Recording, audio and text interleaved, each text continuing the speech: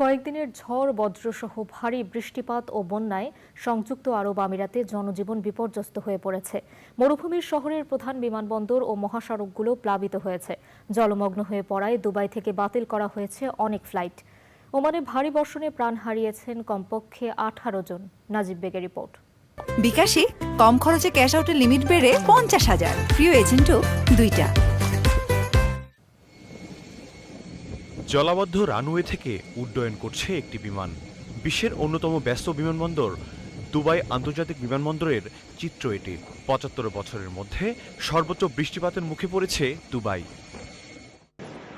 Dubai বিমানবন্দর জানিয়েছে, ভারী বৃষ্টিপাতের কারণে তাদের ফ্লাইট শিডিউল উল্লেখযোগ্য আকারে বিঘ্নিত হয়েছে। অসংখ্য ফ্লাইটকে ভিন্ন দেশে অবতরণ করতে বলা হয়েছে। দুবাইয়ে রেকর্ড বৃষ্টিপাতের কারণে ঢাকা থেকে দুবাই ও শারজাহ রুটের 9টি ফ্লাইট বাতিল করা হয়েছে। এমিরেটস জানিয়েছে, দুবাইয়ের দুর্যোগপূর্ণ আবহাওয়ার কারণে তাদের সব ফ্লাইটের যাত্রীদের চেক ইন বন্ধ রাখা হয়েছে। বন্যার পানিতে সড়কে গাড়ি আটকে পড়ে থাকতে দেখা গেছে।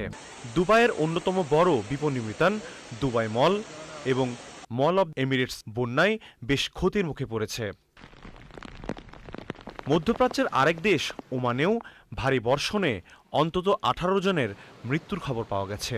নিখোঁজ রয়েছেন বেশ কয়েকজন। এদের মধ্যে 9 জন স্কুল ছাত্রীও রয়েছে। বিরূপ আবহাওয়ার কারণে কয়েকটি প্রদেশের সরকারি বেসরকারি প্রতিষ্ঠানে ছুটি ঘোষণা করা হয়েছে। নাজিব বেগ, চ্যানেল আই।